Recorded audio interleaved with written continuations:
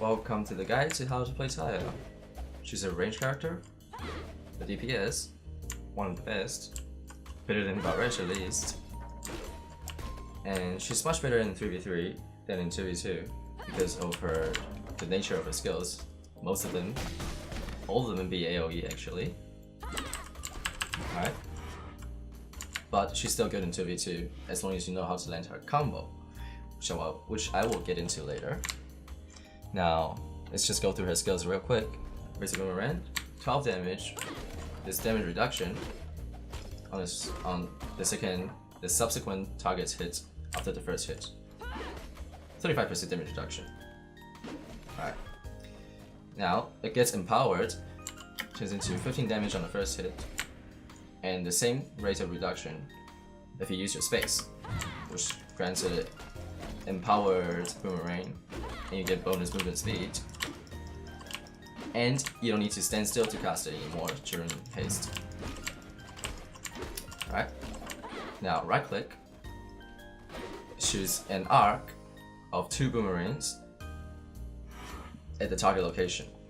This max distance, you can't shoot it too far, and there's a minimum distance, you can't shoot it too close either.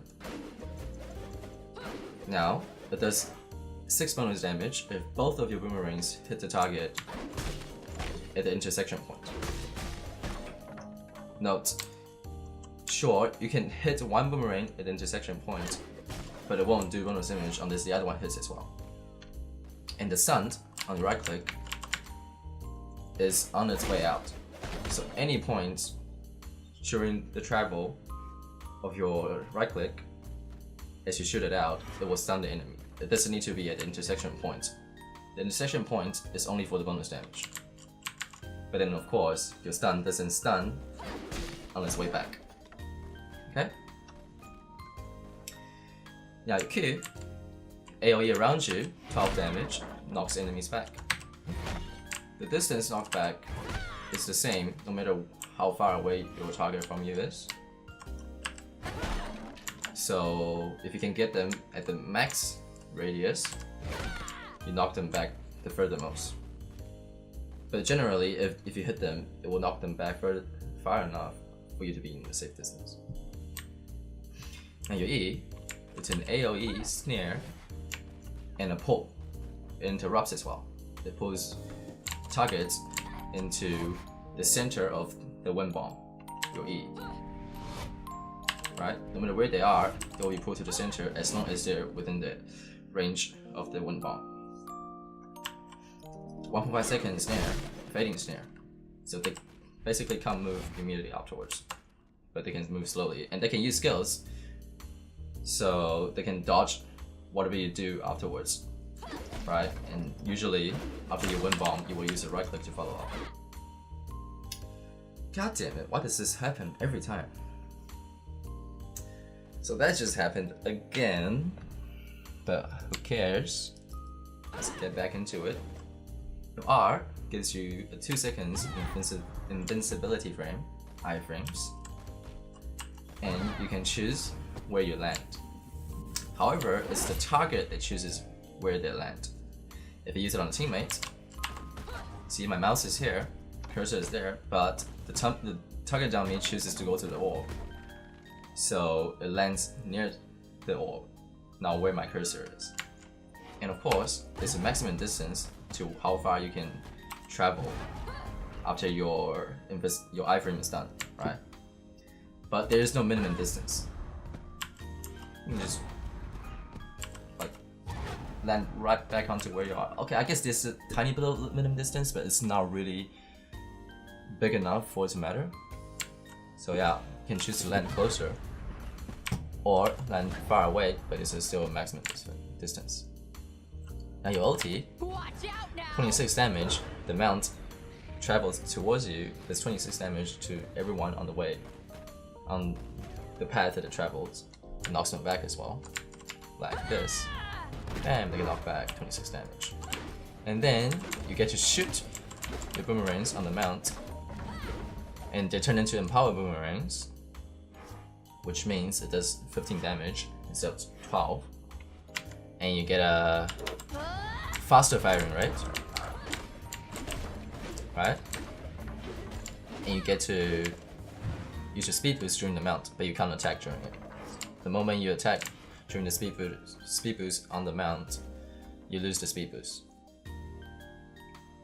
And if your shield gets knocked out, you lose all your shield, all 38 of your shield, then you will get knocked out of your ulti states. Bam, bam, bam. See, no more ulti. Right? Doesn't last the full duration if you lose all your shield. Okay. Yeah, that's about it for the ultis. And then there's the EX skills. Your EX right click turns it into a straight projectile and it stuns on the way back instead of the way out now. On paper, it does more damage because there's no damage reduction per target hit, and even to a single target, it does more damage. But in practicality, it's worse. Right? It's just no. I'll explain later why it's worse. And your EX move, the second EX move, EXQ, you dash forward and perform the wind strike. So it's basically the exact same thing, except you dash forward. And of course you deal a little bit extra damage, but the knockback distance is still the same. This is one charge. It's pretty useful. Much more useful than your EX right click. Okay, now onto how each skill works. So we'll just go straight into it, right? The right click, why it's worse to use the EX right click? Well, do you see how long it takes for it to start coming back? And how it doesn't stun on the way in? Okay, they didn't show that. How it doesn't stun on the way in. And doesn't snare or whatever, it doesn't silence. So the enemy can easily move out of the way of the boomerang that comes back. So 24 damage is gone. You only basically do 26 damage. And he uses one bar, of course, instead of the normal no bar used. And this covers more AoE as well, right? The only disadvantage of using the normal one is longer cast time, can't hit enemies in front of you, and the maximum distance is shorter. Which means the implications of the EX right click is that, say if you cast a max distance wind bomb, you won't be able to follow up with the normal right click, right? Max distance wind bomb. I won't be able to follow up with the maximum distance normal right click. It won't hit. However, if you use the EX one, it will hit. But then it will only really work if you take a certain talent, a certain Battlerite, to make sure your boomerang, your right click boomerang hits on its way back. Otherwise, you can just really easily just move out of it. The second hit won't hit anyway, so the stun doesn't apply. The majority of the damage of your boomerang doesn't apply, so it's still pretty bad. I guess if you accidentally casted a max distance wind bomb, and they're about to die, and you're like, oh, I might as well, then use it. Feel free to. But it's pretty shit. It's pretty useless. Just don't use it. In general, you don't use it. Now, spacebar gives you empower boomerang. OT also gives you empower boomerang, right? And there's a Battlerite that buffs your empower boomerang. It makes your empower boomerang slow. So basically, choosing this Battlerite makes everything better. Okay? That's all I have to say about the haste empower boomerangs. Because of this one skill, empower boomerang, you will always pick this Battlerite. It's too good to pass up. And really there's not much else you can do with empower boomerangs. Other than that, you use this as an escape skill. Generally, you can try and go aggressive with this at the start. Try and hit the enemy spot shot, but you'll be very vulnerable and you need to make sure you land your Q that way. If you use it to be aggressive, you gotta make sure you land your Q if anyone jumps you. Otherwise, you can save it. It's an escape skill. If someone jumps you, you can just try and walk away from them. However, if you get rooted, root means you can't move, then it's really basically the haste is wasted. So make sure if like say Shifu picks the root talent on the spear, and you get rooted, don't press your haste straight away. Wait for the root duration to be gone, then you haste away. Yeah. Otherwise you knock him back. Right. So that's pretty much it for spacebar. And your left click. Left click is interesting because, well, it bounces on walls. That's not really that useful, but it means you can like say your enemy is running along the wall and you shoot it behind them, you miss, but it will still bounce forward a little bit and it might hit them. So that's pretty cool. So you get more room of error to use your left click. However, another implication is, say the enemy is countering, right? And you shoot your boomerang out. Your boomerang will trigger the counter if it's on the way out. However, if it's coming back like that, it won't trigger the counter. So what you can do, if you're really good and you somehow react fast enough and can aim well enough, when someone goes into counter, you can immediately shoot it besides them, which I failed just then. Again, shoot it besides them and move your character so boomerang comes back in a different course and hits the enemy that's countering. It won't trigger the counter. It's interesting, but it's not practical because it's so hard to do. But then of course you want to be the best at Taya, then I guess it will come in handy sometimes to know the effect. Right. And note, you can shoot your left click and you can shoot your right click immediately afterwards. They share like a separate cooldown, even though she's only holding one boomerang, right? You can shoot your right click immediately afterwards. So there's another reason why you might use your right click, because you can't hit enemies right in front of you, and if you really need to burst someone down fast enough, it's right in front of you, then you might choose to use your EX right click to do that 16 more damage. Impractical, but in theory it could work. It could work. Now your Q, it has a cast time of 0.2 seconds. Note that it's not instant cast.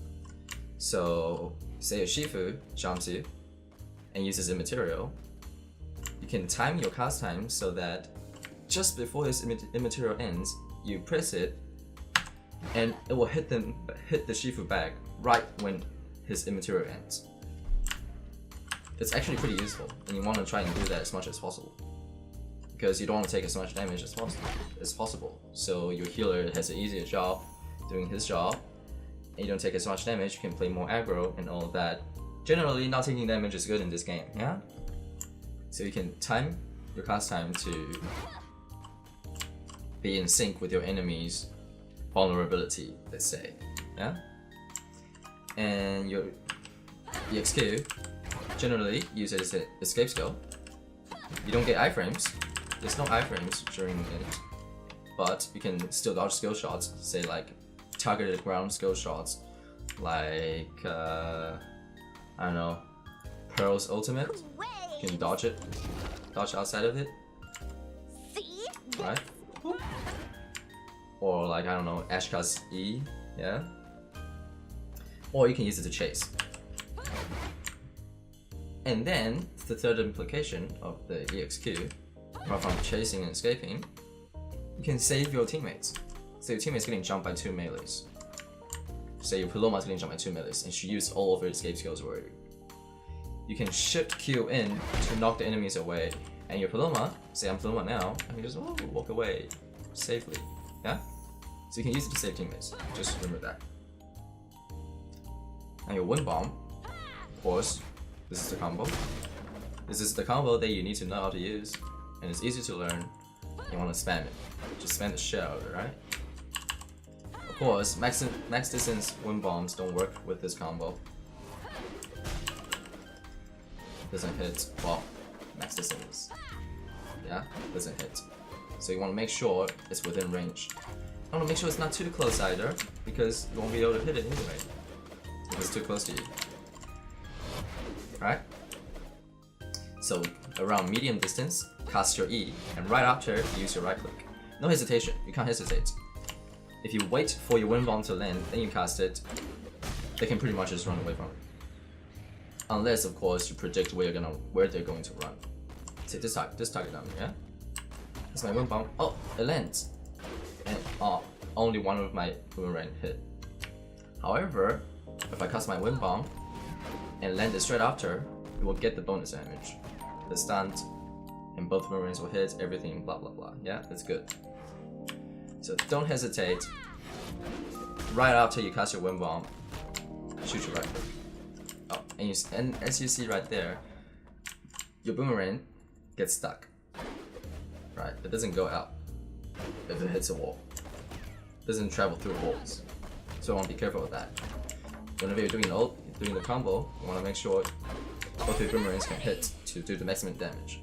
But of course, if you already casted it and you're behind a wall, well, you might as well use it. Because you'll be wasting a wind bomb if you don't, because they will run away if you cast it slightly later.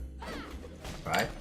Sure, only one hit, but you still do the stun, and still do a decent amount of damage. So that's cool. Now your ulti, important thing to note with your ulti, it doesn't trigger. You don't get into the ulti state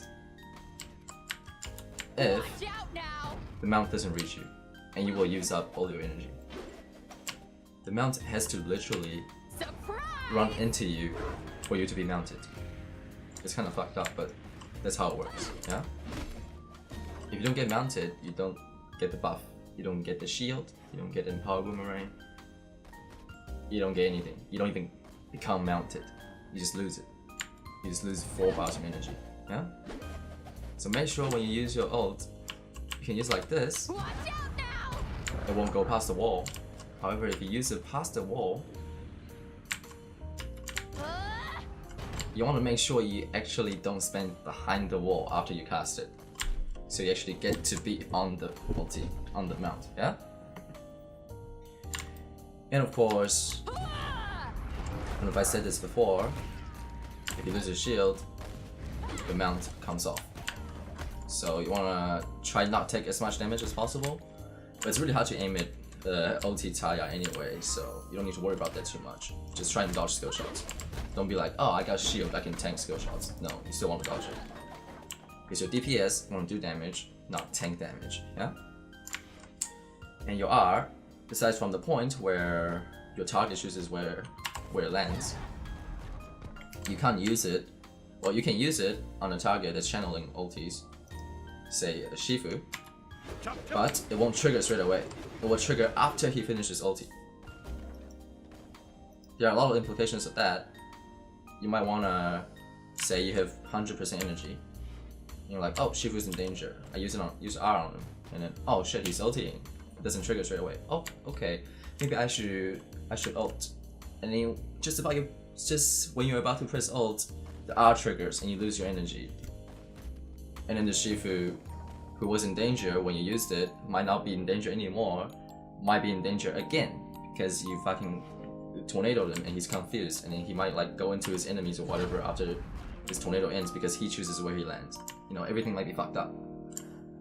So like during Shifu's channel, or like Sirius's channel, you can't tornado. Yeah? Just be careful of that.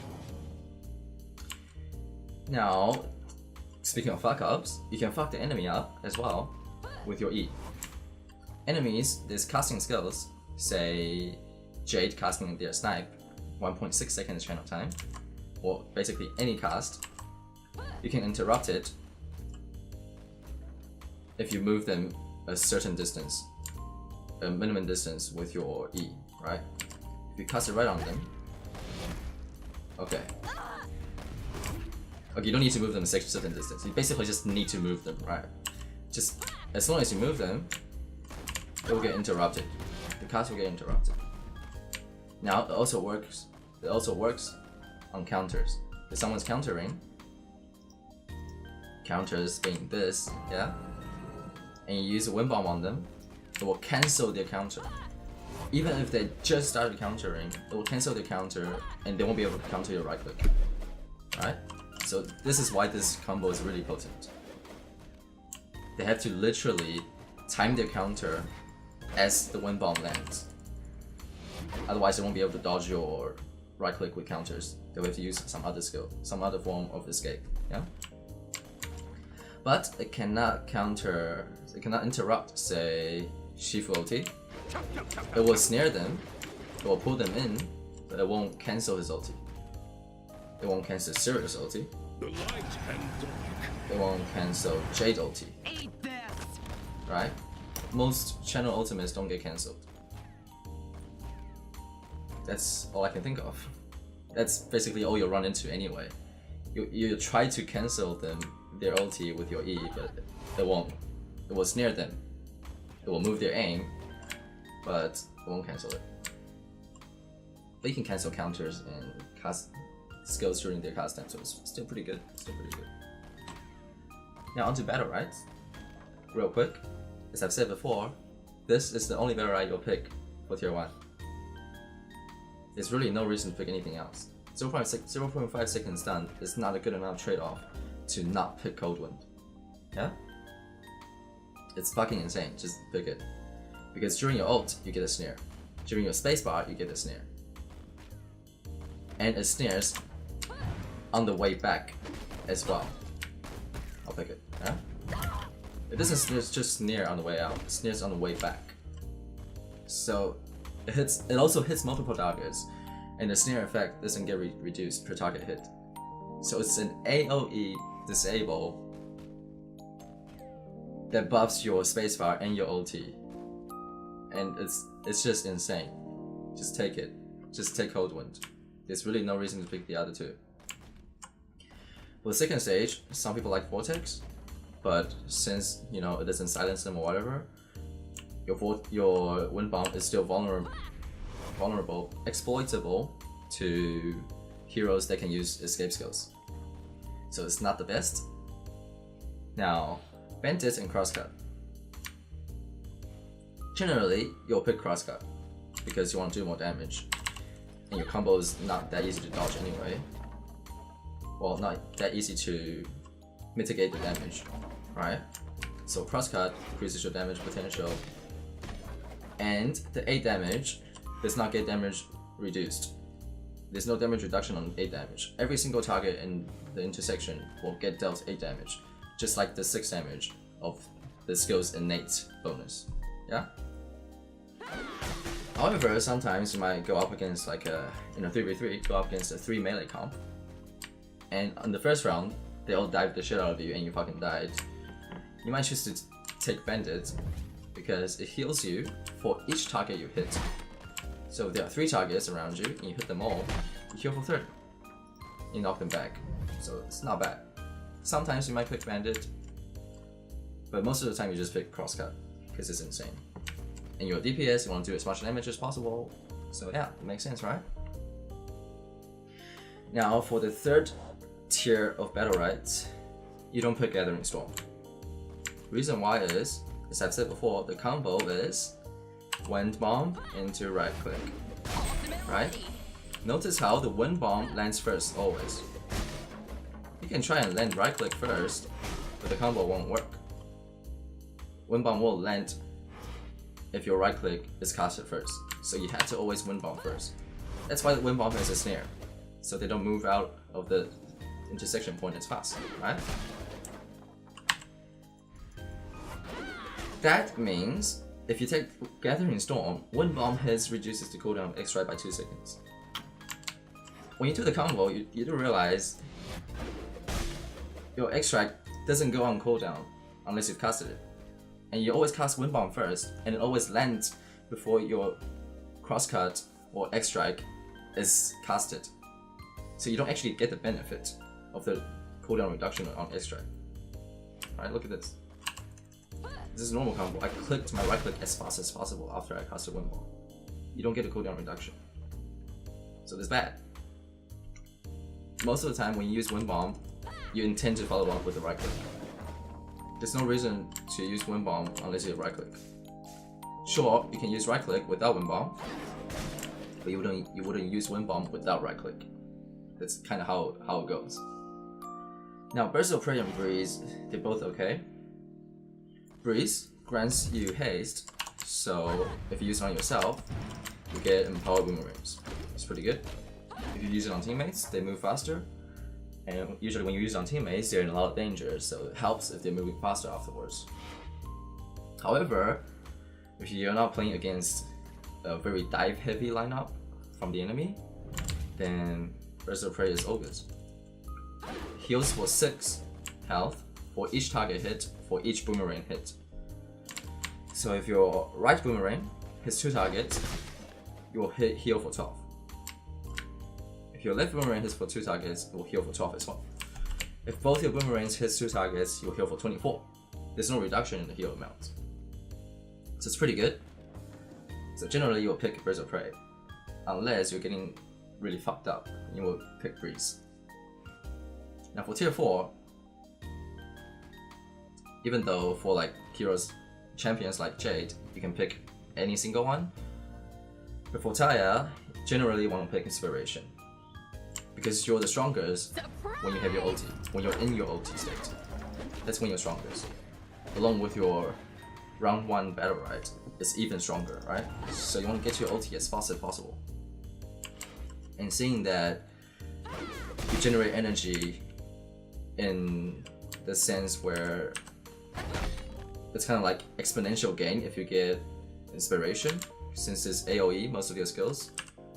All of your skills are AoE, and you get energy gain per target hit, even though some of them have reduced energy gain because of reduced damage. But say for your Q, if you hit 2 targets, then instead of 10%, you get 11%, right? If you hit 1 target, 5% turns into 5.5%. You know? It's cool. And you want to be cool like that, because the moment you use ulti, enemy knows that you're fucked. And against Taya, it's kind of like kill her before she gets ulti, that kind of game. And once Taya uses ulti, they can only run. So yeah. With that in mind, your ulti, your last Battlerite, you wouldn't really choose this, because even if you can restore health, it doesn't restore your shield. So if your shield gets knocked out, you still get knocked out of your ulti, and you can't restore your shield, so you don't actually prolong your ulti duration. Even if you take this Pursuit, right? It heals your health, doesn't restore shield. However, hitting targets increases the shield duration, means you get to throw out more empowered boomerangs, deal more damage, move at a faster speed for longer. Everything's better. Sure, it also doesn't increase your shield value or regenerate it, but this one actually extends your ulti duration, and that's what you want. You want to be in the ulti state as long as possible, because that's when you deal the most damage. Right? So generally you won't pick Pursuit. You just pick Tracking. So this is the most common build. 什么事？啊？我跟他们讲了，我知道他们收了，但是他下一个月不会收。我刚我看到了，所以我跟他们讲了。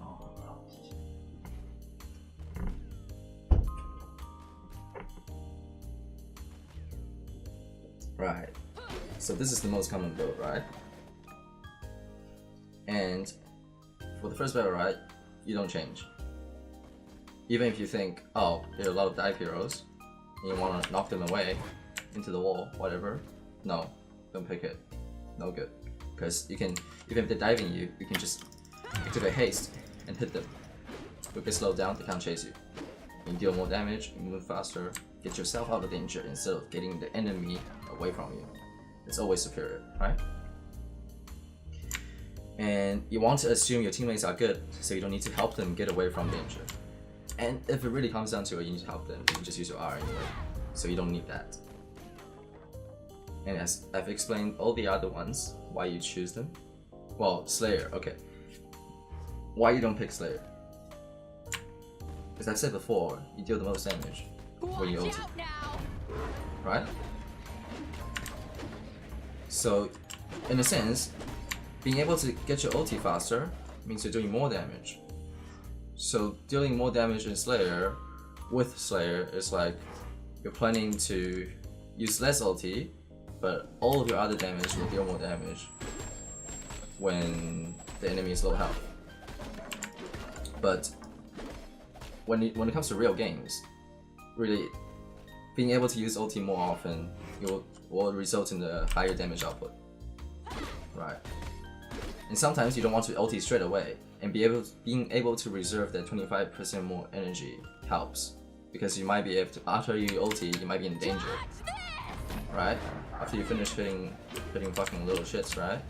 You're like, oh shit, you get hit off, and you get, I don't know, CC, control, rooted, or whatever. You can tornado yourself if you had 125% energy. And you don't pick on the move because you don't need it. You don't actually hit opponents that often with your normal boomerang. You could hit them like 4 times before your haste is back up, and you're lucky.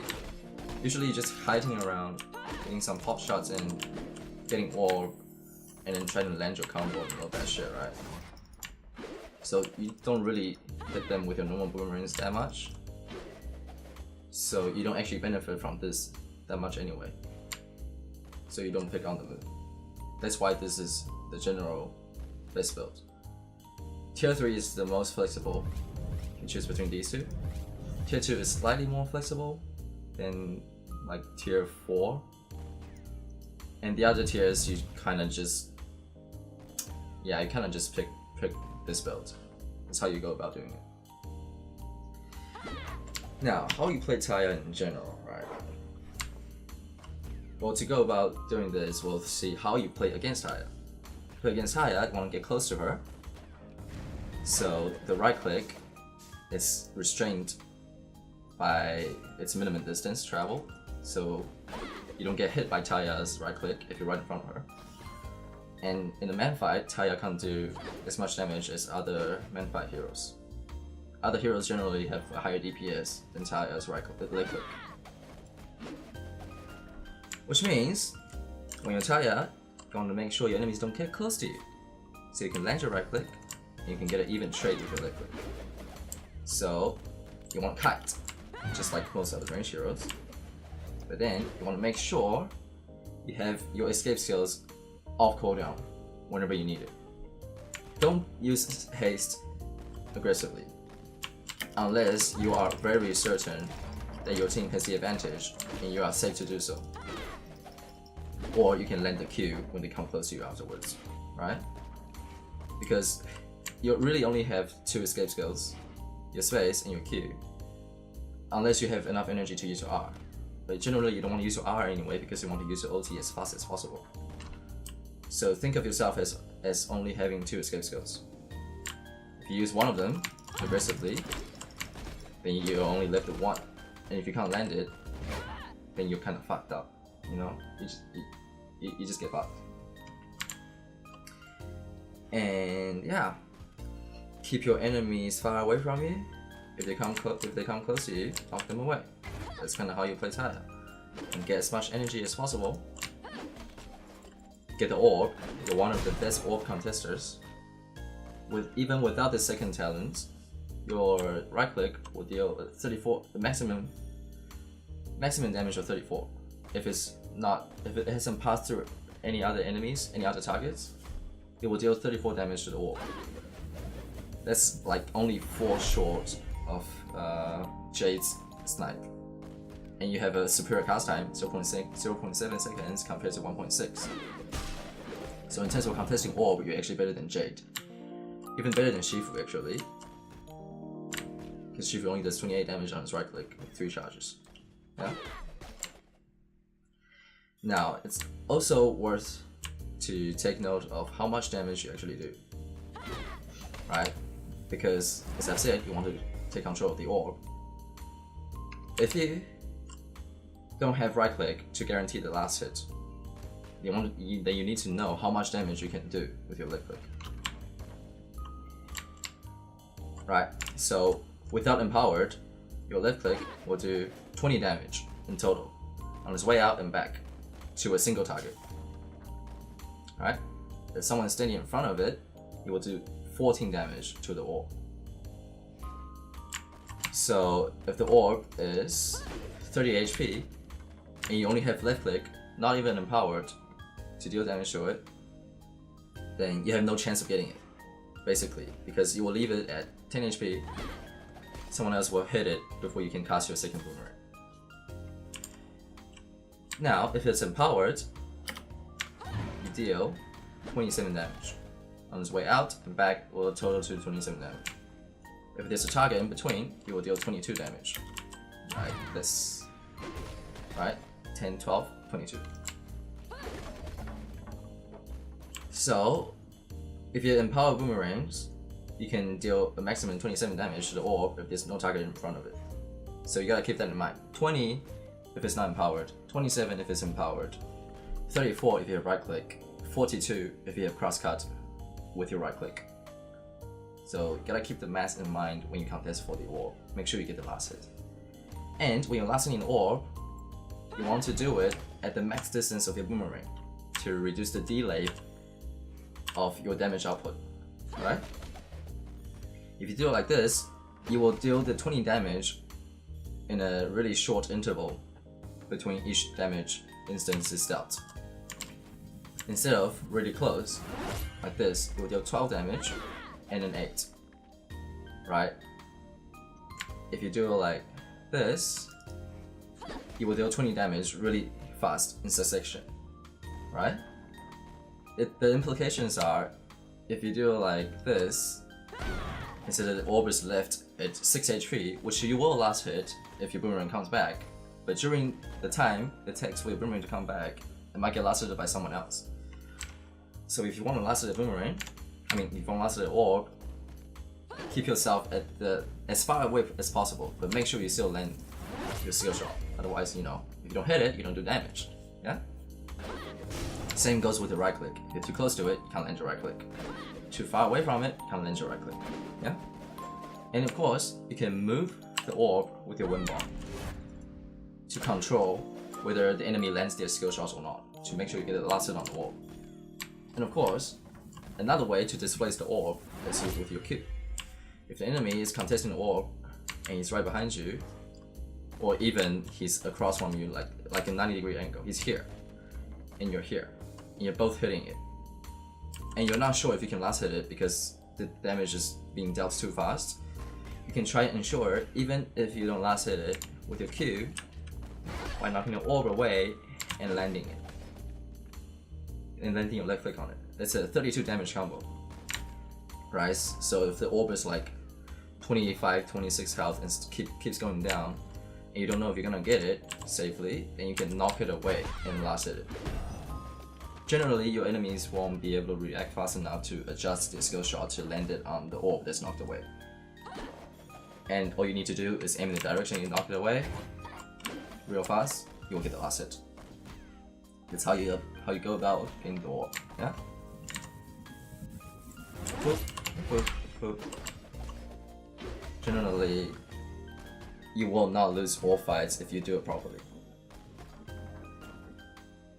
With that said, with no middle orb, you might wanna just play safe and go around picking up orbs. Because all you want to do is just generate energy. Keep yourself alive. Keep yourself high HP so you can play aggro. So when they jump you don't die. Yeah? So, last words. Keep your enemies at a distance. Make sure you land your escape skills. And use your EX skills if necessary to escape or to dodge skill shots. And try to conserve your energy so you can use your ulti as much as possible. Yeah? That's about it. Taya is really good in both 2v2 and 3v3. Better than 3v3. So have fun playing her.